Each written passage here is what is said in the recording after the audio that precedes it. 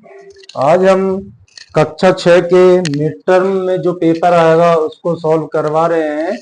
जो mid term का paper होगा 17 अक्टूबर 2025 को कैसे क्वेश्चन आएंगे उसके बारे में हम आज यहाँ डिस्कस करेंगे। पहला प्रश्न दिया हुआ है हमारा, रेगिस्तानी पौधों को जल संचित करने में कौन सी विशेषता सहायता करती है। यहाँ 4 ऑप्शन दिए हुए हैं, उनमें से हमें बताना है कि जो रेगिस्तान में पौधे पाए जाते हैं उनमें जल संचित करने में सबसे बड़ी जो विशेषता है वो सहायता कौन सा करता है। यहाँ ऑप्शन ए दिया हुआ है मांसल तने, बी दिया हुआ है लंबी जड़ें, सी में दे रखा है बड़े पत्ते और डी में दे रखा है मोटी छाल। तो यहाँ हमें बताना है इनमें से कौन सा राइट आंसर है। तो इसका राइट आंसर हो जाएगा मांसल तना है, जो किस प्रकार सहायता करता है, जो वाष्पोत्सर्जन की प्रक्रिया है, छिद्रों के माध्यम से जो पानी का उत्सर्जन होता है वो रेगिस्तानी पौधों में नहीं होने देता, क्योंकि वहां एक प्यूटिन की लेप परत पाई जाती है जो पानी की हानि को रोकता है। दूसरा प्रश्न है हमारा, कौन सा जानवर गति के लिए पैर और पंख दोनों का उपयोग करता है। हमें बताना है कि इनमें से एक ऐसा कौन सा जानवर है जो गति के लिए पैर और पंख दोनों का उपयोग करता है। तो इसका आंसर हो जाएगा बकरी, वो सॉरी कबूतर। कबूतर एक ऐसा पक्षी है, ऐसा जानवर है जो चलते समय पैरों का उपयोग करता है और दौड़ता है, उड़ता है ना, तब किसका सहायता लेता है, वो पंखों की सहायता लेता है। अगला प्रश्न है तीसरा हमारा, ऊंटों को रेतीले रेगिस्तान में चलने में क्या सहायता करता है। तो यहाँ पे इसका राइट आंसर हो जाएगा बी, जो चौड़े खुरों वाले उसके लंबे पैर होते हैं वो उसको रेतीले जगह है या रेतीले रेगिस्तान में धंसने से रोकता है और रेत के ऊपर उसको चलने में सहायता करता है। अगला प्रश्न है हमारा चौथा, 1960 के दशक में हिमालय क्षेत्र में किस पोषक तत्व की कमी थी। हिमालय में जो क्षेत्र है, पहाड़ है, वहां 1960 के दशक में कौन से पोषक तत्व की कमी थी। ऑप्शन दिया हुआ है विटामिन सी, प्रोटीन, आयोडीन और विटामिन डी। तो इसका सही आंसर हो जाएगा आयोडीन। 1960 के दशक में हिमालय क्षेत्र में आयोडीन जो पोषक तत्व है उसकी कमी थी। पांचवा प्रश्न दिया हुआ है हमारा यहाँ, जब सब्जियों को अधिक ताप पर पकाया जाता है तो विटामिन सी का क्या होता है। हमने पढ़ा था जब हम सब्जियों को अधिक ताप पर पकाते हैं तो विटामिन सी क्या होता है, नष्ट हो जाता है। तो इसका सही आंसर हो जाएगा सी, यह नष्ट हो जाता है। अगला प्रश्न छठा है हमारा, इनमें से कौन सा लंबाई मापने की मानक इकाई नहीं है। यहाँ 4 ऑप्शन दे रखे हैं, इनमें से 3 तो मानक इकाई है लंबाई मापने की और 1 मानक इकाई नहीं है। हमने मीटर पढ़ा था, यहाँ पे मीटर भी है, सेंटीमीटर भी और मिलीमीटर भी। तो यहाँ कौन सा ऑप्शन नहीं है, बी, बलिष्ठ एक लंबाई मापने की मानक इकाई नहीं है। मानक इकाई कौन कौन सी है, मीटर है, सेंटीमीटर है और मिलीमीटर है। अगला प्रश्न है हमारा 7वां, वक्र रेखा की लंबाई कैसे मापी जा सकती है। हमें बताना है कि वक्र रेखा की जो लंबाई है उसको हम कैसे माप सकते हैं। केवल सीधी रूलर से माप सकते हैं, धागा या मापने की टेप से माप सकते हैं, हाथ की हथेली से अनुमान लगा सकते हैं, या इसे मापा नहीं जा सकता। जो वक्राकार होता है बेटा, जो वक्राकार होता है उसको हम कैसे माप सकते हैं, या तो हम माप सकते हैं धागे से, उसको चारों ओर धागा लगाकर हम उसको माप सकते हैं, या फिर जो अपनी मापने की टेप होती है उससे भी हम उसको माप सकते हैं। तो इसका आंसर हो जाएगा बी, धागा या मापने की टेप से। अगला प्रश्न है हमारा, किसी वस्तु को गति में कब कहा जा सकता है। हम ये कैसे कह सकते हैं कि कोई वस्तु गति कर रही है। तो ऑप्शन दिए हुए हैं यहाँ, जब वह तेजी से चल रही हो। ऑप्शन बी है जब वह किसी संदर्भ बिंदु के सापेक्ष अपनी स्थिति में समय के साथ बदल रही हो। ऑप्शन सी है जब उसका रंग बदलता हो। ऑप्शन डी है जब वह वृत्ताकार घूमती हो। हमने पढ़ा था कि अगर कोई भी वस्तु किसी निश्चित बिंदु के सापेक्ष अपनी स्थिति में समय के साथ परिवर्तन करती है तो वो क्या होता है, गति कहलाती है। तो इसका राइट आंसर हो जाएगा बी। जब वह किसी संदर्भ बिंदु के सापेक्ष अपनी स्थिति समय के साथ बदल रही है तो उस स्थिति को हम क्या कहते हैं, गति कहते हैं। अगला प्रश्न है हमारा नवा, उन पदार्थों को क्या कहते हैं जिनके आर पार नहीं देखा जा सकता। हमने देखा था कि जिन पदार्थों को हम आर पार नहीं देख सकते उनको हम अपारदर्शी कहते हैं। ऑप्शन सी इसका सही आंसर हो जाएगा, अपारदर्शी। पारदर्शी में हम आर पार देख सकते हैं, पारभासी में हमें धुंधला दिखाई देता है, परंतु अपारदर्शी में हमें दिखाई नहीं देता। अगला प्रश्न है 10वां हमारा, पृथ्वी की सतह का कितने प्रतिशत भाग जल से ढका हुआ है। तो हमें यहां बताना है कि पृथ्वी की जो सतह है उसका कितने प्रतिशत भाग जल से ढका हुआ है। तो लगभग 2/3 भाग जो होता है पृथ्वी का वो जल से ढका हुआ है। तो यहाँ जो सही आंसर दे रखा है, यहाँ लगभग 1/1 दे रखा है, 1/3। बाकी सारे आंसर इसके गलत हैं, तो इसका आंसर हो जाएगा 1/3। अगला 11वां प्रश्न है हमारा, इनमें से कौन सा संसाधन अनवीकरणीय संसाधन है। अनवीकरणीय संसाधन का मतलब होता है जिनको हम उपयोग करने पर अगर वो समाप्त हो जाते हैं तो हम उनका निर्माण नहीं कर पाते, वो अनवीकरणीय संसाधन होते हैं। अब हमें बताना है वायु नवीकरणीय संसाधन है, जल भी नवीकरणीय संसाधन है, कोयला। तो कोयला यहाँ पे अनवीकरणीय संसाधन है, अगर ये जल्दी से समाप्त हो जाता है तो हम उसको बनाने में लाखों करोड़ों वर्ष लग जाते हैं, इसलिए अनवीकरणीय संसाधन है। वन भी नवीकरणीय संसाधन है, इसलिए इसका राइट आंसर हो जाएगा सी, कोयला। 12वां प्रश्न दिया हुआ है यहाँ, वर्षा जल संचयन क्या है। ऑप्शन ए बाद में उपयोग हेतु वर्षा जल का संग्रह, कपड़े धोने हेतु वर्षा जल का प्रयोग, वर्षा जल को नदियों में बहने देना, या डी वर्षा जल को स्विमिंग पूल में प्रयोग करना। तो वर्षा जल संचयन का क्या उपयोग होता है, बाद में उपयोग हेतु वर्षा जल का संग्रह कर सकते हैं हम। इसका सही आंसर ए हो जाएगा।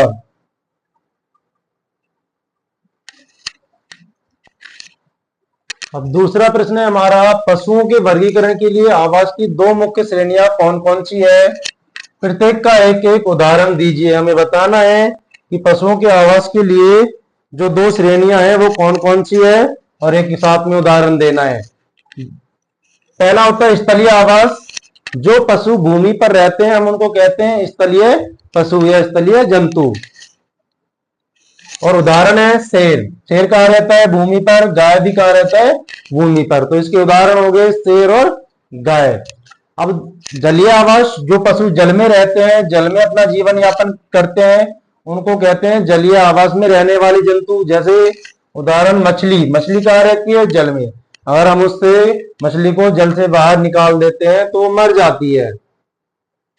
अगला प्रश्न है, इसका अगला उदाहरण है व्हेल। अब हमारा तीसरा प्रश्न दिया हुआ है, खाद्य मिल, फूड माइल से आप क्या समझते हैं, इसका महत्व बताइए। खाद्य मिल क्या होता है, फूड माइल क्या होता है, कि जहां भी हमारा हम भोजन का उत्पादन करते हैं, कच्ची सामग्री का उत्पादन करते हैं, उसको हम बेचने कितनी दूर ले जाते हैं, उसका जो डिस्टेंस है वो क्या होता है, फूड माइल होता है।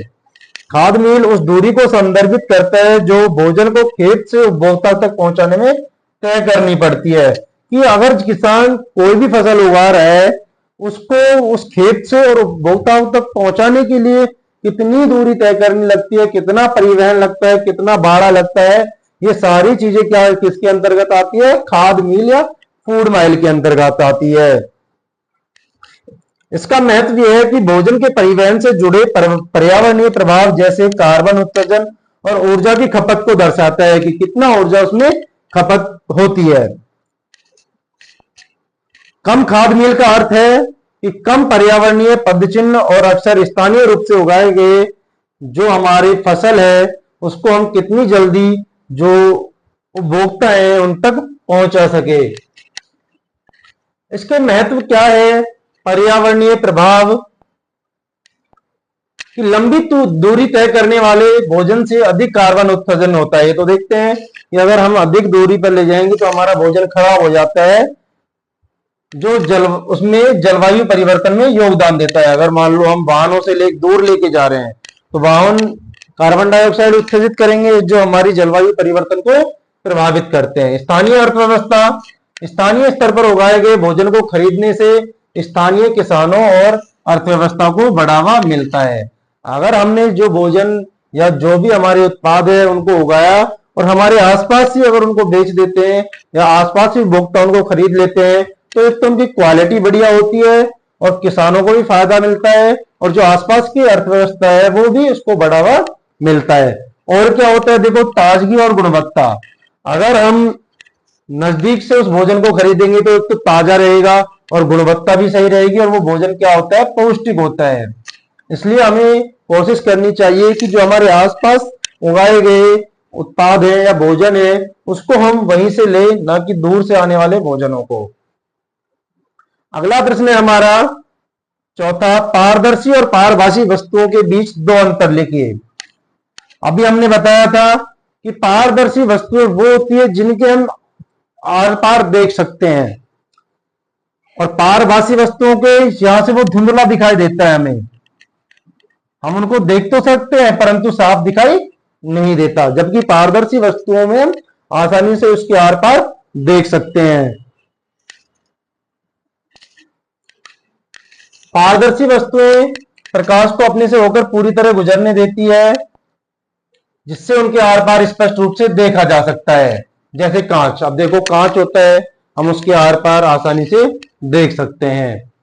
पारभासी वस्तुएं ये प्रकाश को आंशिक रूप से गुजरने देती है, मतलब इसका कि कुछ प्रकाश को अपने अंदर होकर गुजरने देती है, बाकी को वो परावर्तित कर देती है, जिससे उनके आर पार धुंधला या स्पष्ट दिखाई देता है। जैसे बटर पेपर होता है, जैसे मक्खन लगा हुआ कोई पेपर होता है, तेल लगा हुआ कोई पेपर होता है, उसके आर पार वस्तु में धुंधली दिखाई देती है, जो साफ दिखाई नहीं देती।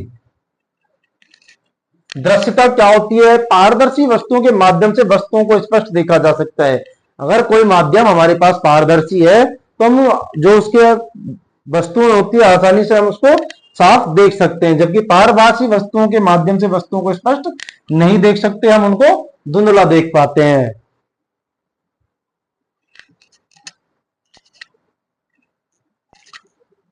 पारदर्शी वस्तुओं के उदाहरण है कांच, वायु, और अपारदर्शी वस्तुओं के उदाहरण है बटर पेपर, फ्रॉस्टेड कांच। पांचवा प्रश्न है अनवीकरणीय संसाधनों को सीमित क्यों माना जाता है, अथवा नवीकरणीय और अनवीकरणीय संसाधनों में दो अंतर लिखिए। हमें बताना है कि जो अनवीकरणीय संसाधन है उनको सीमित संसाधन क्यों माना जाता है, और या फिर नवीकरणीय और अनवीकरणीय संसाधनों में दो अंतर लिखिए। अनवीकरणीय संसाधन क्या होता है, इनको अगर हम यूज में लेते रहते हैं लंबे समय तक तो ये खत्म हो जाते हैं, और अगर हम इनको दोबारा उपयोग में लेना चाहें तो इनके बनने में लाखों करोड़ों वर्ष लग जाते हैं, इसलिए फिर हम उनका उपयोग नहीं कर पाते हैं। अनवीकरणीय संसाधन जैसे कोयला, पेट्रोलियम और प्राकृतिक गैस सीमित मात्रा में उपलब्ध है और उनके बनने की प्रक्रिया में लाखों वर्षों में पूरी होती है। मानवीय उपभोग की दर उनके बनने की दर से कहीं अधिक है। अगर हमें ज्यादा मात्रा में आवश्यकता होती है और वो बनते बहुत धीरे धीरे हैं, इसलिए वे उपयोग के साथ समाप्त हो सकते हैं और उन्हें सीमित माना जा सकता है। नवीकरणीय और अनवीकरणीय संसाधनों में दो अंतर है।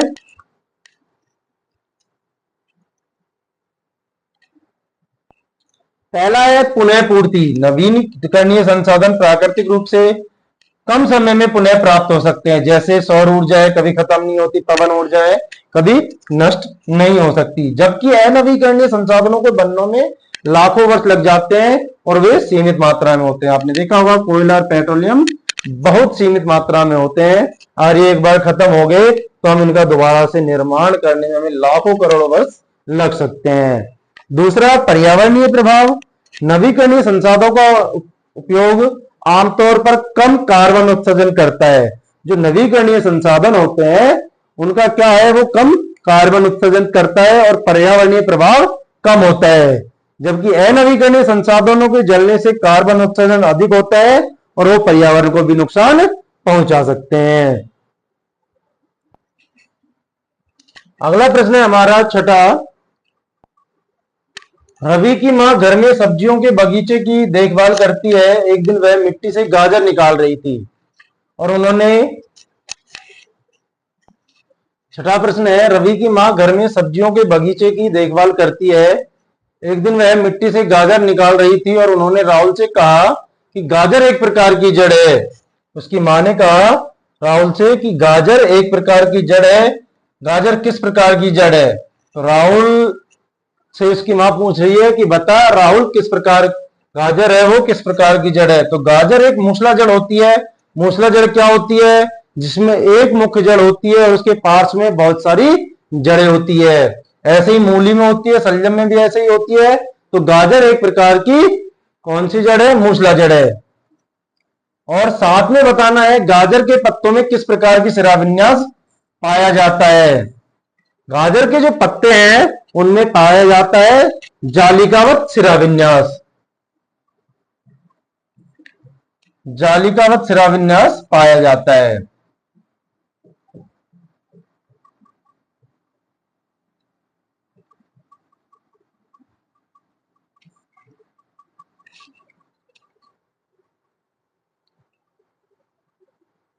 अगला इसका अथवा दिया हुआ है। मूली एक उदाहरण हो सकती है, दूसरी गाजर की तरह चुकंदर भी हो सकता है। इसी में छठे में एक प्रश्न दिया हुआ है, अथवा एक बीज पत्री और द्विबीजपत्री पौधों में कोई 3 अंतर लिखिए। हमें बताना है एक बीजपत्री और द्विबीजपत्री पौधों में 3 अंतर बताने, कौन कौन से अंतर है।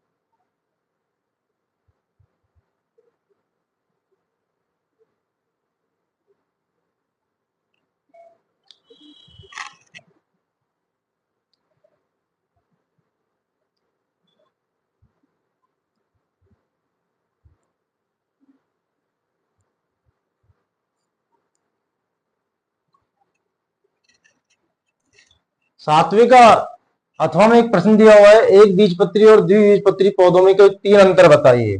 हमें यहां बताना है कि एक बीजपत्री और द्विबीजपत्री जो पौधे हैं उनमें क्या क्या अंतर है। पहला तो बीजपत्र, जैसे नाम से ही पता चल रहा है एक बीजपत्री, इनके भ्रूण में केवल एक ही बीजपत्र होता है, एक ही बीज होता है। और द्विबीजपत्री में क्या होता है? 2 भ्रूण होते हैं, यानी 2 बीजपत्र होते हैं और एक से 2 पादप बन सकते हैं। शिराविन्यास क्या होता है? समानांतर पाया जाता है। एक बीजपत्री जो पादप होते हैं उनमें कैसा वो पाया जाता है? शिराविन्यास समानांतर शिराविन्यास। और जबकि द्विबीजपत्री पत्रियों में जालिकावत शिराविन्यास पाया जाता है, जालीदार शिराविन्यास पाया जाता है। अभी हमने पढ़ा था जालिकावत शिराविन्यास जैसे गाजर, मूली, इनमें पाया जाता है।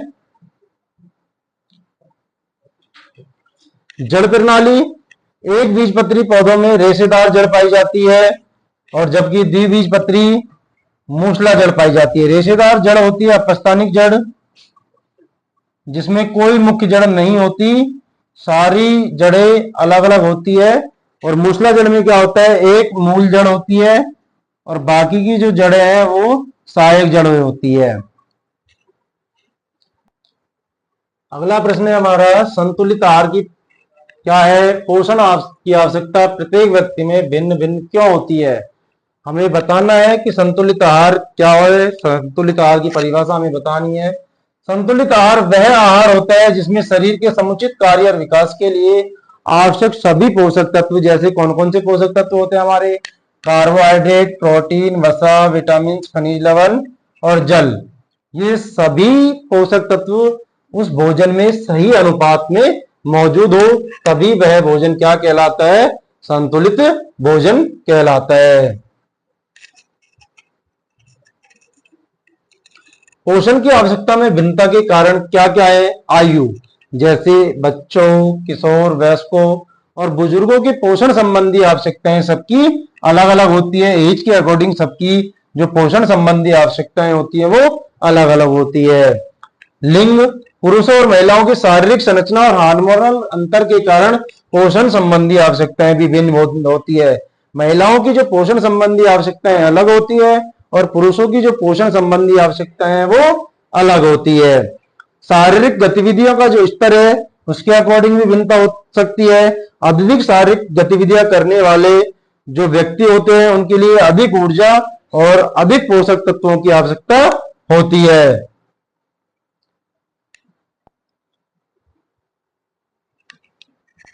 अगला प्रश्न है हमारा, वायु की उपस्थिति के कारण जो 3 क्रियाएं होती है वो बतानी हमें कि वायु की उपस्थिति के कारण कौन कौन सी क्रियाएं हो सकती है। पहला, श्वसन, जीवित प्राणियों द्वारा ऑक्सीजन ग्रहण करना और कार्बन डाइऑक्साइड छोड़ना। हम जब श्वसन प्रक्रिया करते हैं तो ऑक्सीजन ग्रहण करते हैं और उसके बदले में कौन सी गैस छोड़ते हैं, CO2, और पादपों द्वारा उस CO2 को ग्रहण कर लिया जाता है। देन किसी भी वस्तु का जलना जिसके लिए ऑक्सीजन आवश्यक है, बिना ऑक्सीजन की उपस्थिति के कोई भी वस्तु जल नहीं सकती।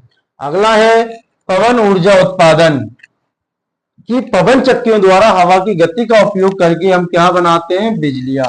अगर हवा नहीं चलेगी तो हम बिजली का निर्माण पवन चक्कियों द्वारा नहीं कर पाएंगे। अगला इसमें ऑप्शन है अथवा में, मानव गतिविधियों द्वारा वायु प्रदूषण के 2 तरीके और एक उपाय बताना है हमें कि जिससे वायु प्रदूषण रुक सके। पहला तो कैसे होता है, 2 तरीके, जीवाश्म ईंधन का दहन, वाहनों, उद्योगों और बिजली संयंत्रों में कोयला, पेट्रोलियम जैसे जीवाश्म ईंधनों के जलने से सल्फर डाइऑक्साइड, नाइट्रोजन ऑक्साइड और पार्टिकुलेट मैटर जैसे प्रदूषक निकलते हैं जो वायु प्रदूषण को बढ़ावा देते हैं। दूसरा तरीका है औद्योगिक उत्सर्जन, जो उद्योगों से, फैक्ट्रियों से, कारखानों से निकलने वाला धुआं होता है और रासायनिक वाष्प होता है, वो हमारे वायु को क्या करते हैं, प्रदूषित करते हैं, जिससे हमारी वायु प्रदूषण होता है और हमारे स्वास्थ्य के लिए वो हानिकारक होता है। अब हम कैसे कम कर सकते हैं वायु प्रदूषण को?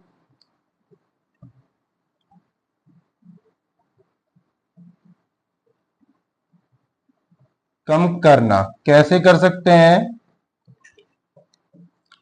सार्वजनिक परिवहनों का उपयोग करना चाहिए हमें, सार्वजनिक परिवहनों का उपयोग। अगर हम कहीं जाते हैं तो हमें सार्वजनिक परिवहन जैसे बस, ट्रेन, मेट्रो आदि का उपयोग करना चाहिए, और हो सके तो हमें अगर आसपास जाना है तो हमें वहां पैदल जाना चाहिए, जिससे हम कम CO2 का उत्सर्जन कर सके और वायु को प्रदूषित होने से बचा सके। नवा प्रश्न है हमारे पास, रिक्त स्थान भरिए, दिए गए विकल्पों में से चुनना है। पहला, लंबाई की एसआई मात्रक है मीटर या किलोमीटर। तो लंबाई का जो एसआई मात्रक होता है वो मीटर होता है, मीटर। 1 किलोमीटर में कितने मीटर होते हैं हमने पढ़ा था, 1 किलोमीटर में 1000 मीटर होते हैं। तो इसका राइट आंसर हो जाएगा 1000 मीटर। तीसरा है हमारा इसमें, जब कोई वस्तु एक स्थिर स्थिति के चारों ओर आगे पीछे चलती है तो उस गति को हम क्या कहते हैं। हमें यह बताना है कि अगर कोई वस्तु एक स्थिर स्थिति के चारों ओर क्या पीछे चलती है तो उसको हम क्या कहते हैं, वृत्ताकार दोलन के वृत्ताकार गति कहते हैं।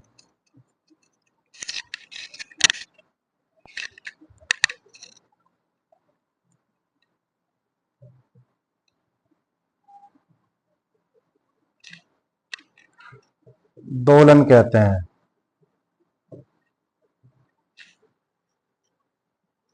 अगला है हमारा चौथा, वृक्ष की परिधि मापने के लिए रिक्त स्थान मापन टेप अधिक उपयुक्त है, टूटी हुई या लचीली।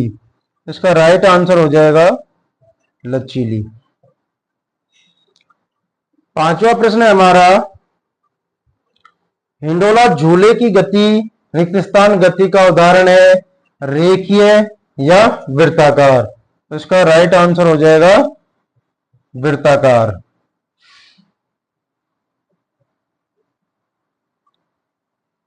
वृत्ताकार। 10वां प्रश्न है हमारा, मिलान कीजिए। कॉलम ए और कॉलम बी दिए हुए हैं, यहां से हमें मिलान करना है और बताना है कि इसका राइट आंसर क्या होगा। पारदर्शी पदार्थ कौन सा है इनमें से, अभी हमने पढ़ा था, पारदर्शी पदार्थ होता है कांच। कांच होता है जिसमें से हम इसके आसपास देख सकते हैं। पहले में आ जाएगा बी, कांच। अपारदर्शी पदार्थ जिसके हम आसपास नहीं देख सकते, लकड़ी। चमकीला पदार्थ है हमारा स्टील, और मुलायम पदार्थ है स्पंज डी। कठोर पदार्थ है हमारा ई, पत्थर।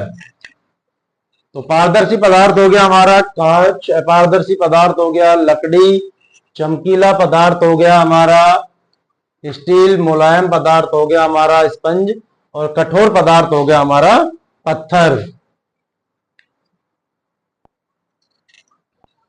11वां प्रश्न है हमारा ए, पोषक तत्वों की परिभाषा दीजिए तथा इनके प्रमुख प्रकार लिखिए। पोषक तत्व क्या होते हैं, वे सभी पदार्थ जो जीवों के विकास, वृद्धि और मरम्मत के लिए आवश्यक होते हैं, जीवन प्रक्रियाओं को बनाए रखने के लिए आवश्यक होते हैं, उन्हें हम क्या कहते हैं, पोषक तत्व कहते हैं। पोषक तत्व कौन कौन से होते हैं, कार्बोहाइड्रेट, प्रोटीन, वसा, विटामिन, खनिज और जल। 6 प्रकार के पोषक तत्व होते हैं। कार्बोहाइड्रेट से हमें ऊर्जा के मुख्य स्रोत होते हैं, इनसे हमें एनर्जी मिलती है। वसा ऊर्जा भंडारण और अंगों की सुरक्षा का कार्य होता है वसा का। प्रोटीन शरीर के ऊतकों के निर्माण और मरम्मत का कार्य होता है ऊतकों का। विटामिन विभिन्न शारीरिक कार्यों के लिए आवश्यक होती है विटामिन। खनिज हड्डियों, दांतों और अन्य शारीरिक कार्यों के लिए महत्वपूर्ण होती है। जो भी हमारे शरीर की हड्डियां, दांत बने होते हैं वो खनिज लवणों के बने होते हैं, जैसे कैल्शियम, आयोडीन आदि। जल शरीर के तापमान को नियंत्रित करता है और पोषक तत्वों को क्या करता है, ये परिवहन में सहायता करता है। शरीर के तापमान को नियंत्रित करता है और पोषक तत्वों के परिवहन का कार्य कौन करता है, जल करता है। अब 11वें का हमारा दूसरा प्रश्न है बी, हमें अपने दैनिक आहार में फल और सब्जियां सम्मिलित करने की सलाह क्यों दी जाती है। हमें अपने दैनिक आहार में फल और सब्जियां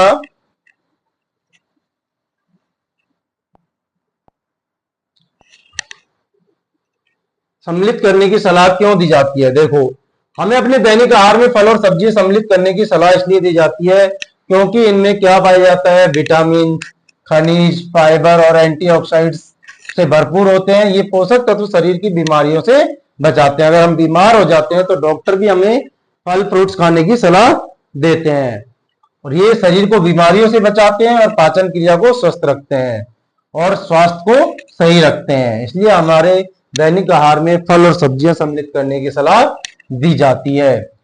इसी में सेकंड का ए पार्ट है हमारा, किन्हीं 3 विटामिनों के नाम और उनके प्राकृतिक स्रोत लिखिए कि कौन कौन से विटामिन है और वो कहां कहां से हमें प्राप्त होते हैं। विटामिन सी, आपने देखा होगा जितने भी खट्टे फल है उन सब में क्या पाया जाता है, विटामिन सी पाया जाता है खट्टे फलों में। कौन कौन से होते हैं खट्टे फल, नींबू, संतरा, आंवला, अमरूद, इन सब में क्या पाया जाता है, विटामिन सी। विटामिन डी सूर्य के प्रकाश में, मछली, अंडे, इन सब में विटामिन डी पाया जाता है। विटामिन ए गाजर, पालक और आम, गाजर, पालक और आम में विटामिन ए पाया जाता है।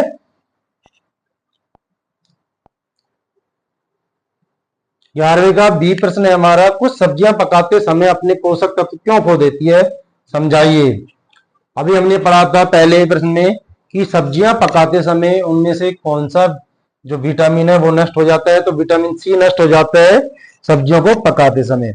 कुछ सब्जियां पकाते समय अपने पोषक तत्व खो देती हैं क्योंकि गर्मी और पानी के संपर्क में आने से कुछ विटामिन, विशेषकर विटामिन सी जो पानी में घुलनशील होती है, विटामिन डी नष्ट हो जाते हैं और पानी में भी घुल करके क्या करते हैं, अपने आप को नष्ट कर लेते हैं और इनका प्रभाव नष्ट हो जाता है। इसलिए कुछ सब्जियां जब हम पकाते हैं तो क्या होता है, अपने पोषक तत्वों को खो देती है, उनमें से विटामिन सी नष्ट हो जाता है। अगला प्रश्न है 12वां हमारा, डॉक्टर रघु और मनीराम चाचा बच्चों को प्रकृति भ्रमण पर ले गए। उन्होंने विचित्र पौधों और जानवरों को देखा जिनमें अलग अलग स्वर निकालने वाली पक्षी भी थी। छात्रों ने पौधों की पत्तियां, बीज आदि के आधार पर विभिन्न विशेषताएं देखी। वो क्या है, घूमने गए, प्रकृति भ्रमण पर पार्कों में घूमने गए और वहां उन्होंने विचित्र पौधे और जानवरों को देखा जो अलग अलग स्वर निकालने वाले पक्षी भी थे, पत्तियां, बीज आदि के आधार पर पौधों को भी देखा और विशेषताएं भी देखी। तो पहला ऑप्शन है हमारा यहाँ, पौधों को उनकी ऊंचाई और तने के आधार पर इन्हीं 2 समूह में वर्गीकृत कीजिए। पहला हो जाता है वृक्ष, ये बड़े और मजबूत तने वाले होते हैं, जैसे आम का पेड़ होता है, बरगद का पेड़ होता है, पीपल का पेड़ होता है, इनके क्या होते हैं, बड़े होते हैं और मजबूत तने होते हैं इनके। दूसरा हो जाता है साग, ये छोटे और कोमल तने वाले होते हैं, जैसे पालक, जितनी भी सब्जियां होती है वो साग में आते हैं, छोटे और कोमल तने वाले होते हैं। अब यहां दूसरा प्रश्न दिया हुआ है, आम और गुलाब को इन समूह में वर्गीकृत कीजिए।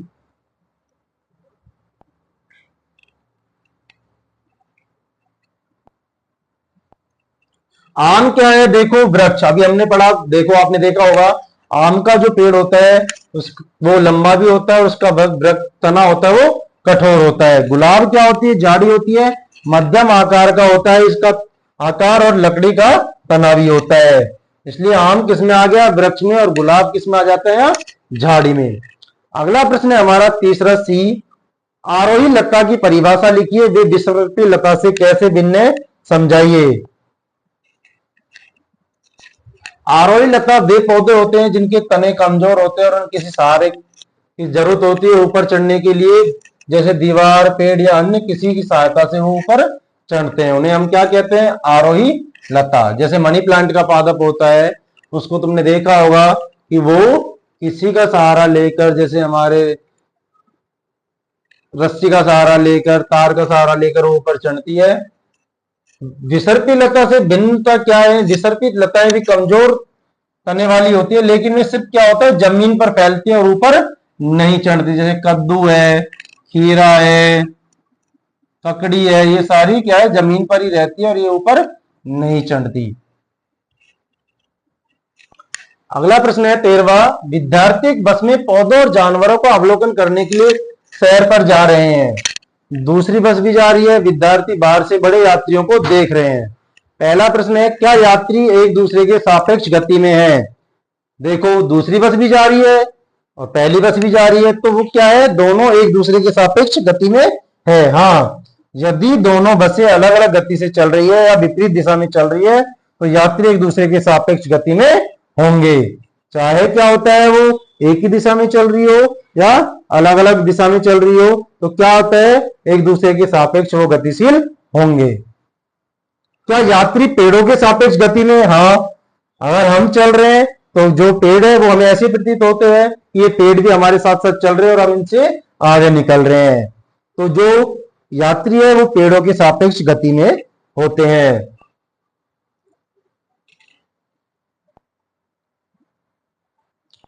गति निर्धारित करने के में संदर्भ बिंदु का महत्व बताइए कि गति का अगर हम निर्धारण करते हैं तो एक निश्चित पॉइंट का, निश्चित बिंदु का क्या महत्व है।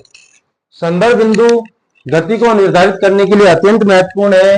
किसी वस्तु की गति को समझने के लिए हमें एक निश्चित बिंदु या एक वस्तु की आवश्यकता होती है।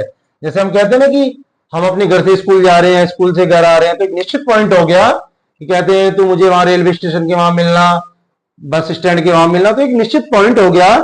तो उससे क्या फायदा होता है, जिसके सापेक्ष हम उस वस्तु की स्थिति में परिवर्तन का अवलोकन करते हैं। यदि कोई संदर्भ बिंदु न है तो यह बताना असंभव होगा कि कोई वस्तु गति में है या स्थिर है। अगर हम एक निश्चित पॉइंट नहीं तय करते तो हमें ये नहीं पता चल पाएगा कि वो वस्तु गति में है या स्थिर है। इसलिए हमें वहां संदर्भ बिंदु का होना आवश्यक है जिससे हम गति का निर्धारण कर सके। अगला प्रश्न है हमारा 14वां। गुलशन की मां ने पानी में चीनी, नमक और नींबू का रस मिलाकर शिकंजी बनाई है। क्या क्या मिला है? पानी में चीनी, नमक और नींबू का रस मिलाकर शिकंजी बनाई है। गुलशन ने देखा कि चीनी और नमक पानी में गायब हो जाते हैं। क्यों? क्योंकि वो तो घुल जाएंगे, समांगी मिश्रण हो गया। चीनी और नमक पानी में क्यों गायब हो जाते हैं? चीनी और नमक पानी में घुलनशील होते हैं और ये इसलिए वो घुल जाते हैं। पानी के अणु चीनी और नमक के कणों के बीच रिक्त स्थान होता है, उनमें समा जाते हैं जिससे वो घुल जाते हैं और अदृश्य हो जाते हैं। इससे हमें दूसरा प्रश्न है बी, इससे हमें चीनी और नमक के बारे में क्या जानकारी मिलती है? हमें यहां से जानकारी मिलती है कि चीनी और नमक है वो पानी में घुलनशील है और वो समांगी मिश्रण है जो घुलने के बाद हमें दिखाई नहीं देता। चीनी और नमक पानी में घुलनशील होते हैं। पानी के अणु चीनी और नमक के कणों के बीच में स्थानों में समा जाते हैं, वो घुलकर अदृश्य हो जाते हैं। समांगी मिश्रण होते हैं दोनों, चीनी और नमक। और अगला प्रश्न दिया हुआ है, क्या रेत भी पानी में ऐसा ही व्यवहार करेगी? ये क्यों या क्यों नहीं? हमें बताना है कि पानी में रेत भी ऐसा ही व्यवहार करेगी, क्या वो घुल जाती है, अदृश्य हो जाती है या नहीं? नहीं, रेत पानी में ऐसा व्यवहार नहीं करेगी क्योंकि रेत पानी में अघुलनशील है, अर्थात घुलती नहीं है। रेत के जो कण होते हैं पानी के अणुओं के बीच के स्थानों में नहीं समा पाते और वो पानी में नीचे बैठ जाते हैं और वो निलंबित रहते हैं, आसानी से वो दिखाई दे जाते हैं। अगला प्रश्न है डी सी का, पानी में पाई जाने वाली कोई दो गैसों के नाम लिखिए। तो पानी में ऑक्सीजन और कार्बन डाइऑक्साइड, ये दोनों गैसें पाई जाती है। पानी में ये दोनों गैसें उपस्थित होती है। 15वां प्रश्न है हमारे पास, हमारे देश में नदियों, झरने और झीलें प्रचुर मात्रा में है। ये सभी मीठे पानी के स्रोत हैं, फिर भी हमें स्वच्छ जल की भारी कमी का सामना करना पड़ रहा है क्योंकि जल लगातार प्रदूषित होता जा रहा है। तो जल प्रदूषण क्या है ये हमें बताना है। जल प्रदूषण कैसे होता है? जल प्रदूषण तब होता है जब हानिकारक पदार्थ जैसे रसायन, सूक्ष्मजीव या औद्योगिक अपशिष्ट जल निकायों जैसे नदियों, झीलों, महासागरों और भूजलों में मिल जाते हैं, जिससे जो जल है उसकी गुणवत्ता खराब हो जाती है और यह मानव उपयोग या जलीय जीवन के लिए अनुपयोगी हो जाता है। उस स्थिति को हम क्या कहते हैं? जल प्रदूषण कहते हैं। वो मानव के उपयोग के योग्य नहीं होता तो उसे, उस जल को या ऐसे जल को क्या कहते हैं? जल प्रदूषण कहते हैं। बी है, जल प्रदूषण उत्पन्न करने वाली कोई दो मानव गतिविधियां बताइए जिनसे जल प्रदूषण होता है। पहला है औद्योगिक अपशिष्टों का निर्वहन। उद्योगों से निकलने वाले अनुपचारित या अपर्याप्त रूप से उपचारित रासायनिक अपशिष्टों को सीधे जब जल में छोड़ा जाता है तो उनसे क्या होता है? जल प्रदूषण होता है। दूसरा है कृषि अफवाह। खेतों से निकलने वाले रासायनिक उर्वरकों, कीटनाशकों और खरपतवार नाशकों का बारिश के पानी के साथ बहकर नदियों, झीलों और समुद्रों में मिलना भी क्या होता है? जल प्रदूषण का एक कारक होता है। अगला इसी में सी है प्रश्न, वर्षा जल संचयन की परिभाषा दीजिए कि वर्षा जल संचयन क्या होता है, कैसे हम इसको कर सकते हैं। वर्षा जल संचयन एक ऐसी विधि है जिसमें वर्षा के पानी को इकट्ठा करके और उसका भंडारण करते हैं। जैसे टैंकों में हमने भंडारण कर लिया और उसे बाद में उपयोग के लिए संरक्षित किया जाता है। इसमें छतों या अन्य सतहों से बहने वाले वर्षा जल को टैंकों, जलाशयों, भूजल पुनर्भरण प्रणालियों में जमा किया जाता है। क्या होता है, जब बारिश होती रहती है, जो छतें होती है या फिर और सतह है, उनसे बहने वाले वर्षा जल को हम इकट्ठा कर लेते हैं, एक जगह एकत्रित कर लेते हैं और उसका जब हम बाद में उपयोग करते हैं तो वो क्या कहलाता है, वर्षा जल संचयन कहलाता है। अगला प्रश्न लास्ट डी, जल की बर्बादी कम करने की कोई दो उपाय बताइए। दो उपाय लिखिए कि जो हम जल बर्बाद करते हैं उसको कैसे कम कर सकते हैं, उसके दो हमें उपाय बताने हैं। पहला, टपकने वाले नलों और लीकेज को ठीक करना। जो नलों से पानी बहता रहता है, रिसता रहता है, उसको हमें ठीक करना चाहिए। घरों में टपकने वाले नलों, पाइपों, शौचालयों में लीकेज को तुरंत ठीक करवाकर पानी की बर्बादी को रोका जा सकता है। दूसरा, दैनिक गतिविधियों में सावधानी। नहाते समय, कपड़े धोते समय या बर्तन साफ करते समय अनावश्यक रूप से पानी बहाने से बचें और आवश्यकता अनुसार ही पानी का उपयोग करना चाहिए हमें। जैसे शावर के बजाय बाल्टी का उपयोग कर ले हम, जिससे क्या है, कम पानी खर्च हो। या वॉशिंग मशीन को पूरी क्षमता पर हम चलाते हैं तो इससे क्या है, हम जल की बर्बादी को कम कर सकते हैं, जिससे जल हमारे भविष्य में काम आ सकता है।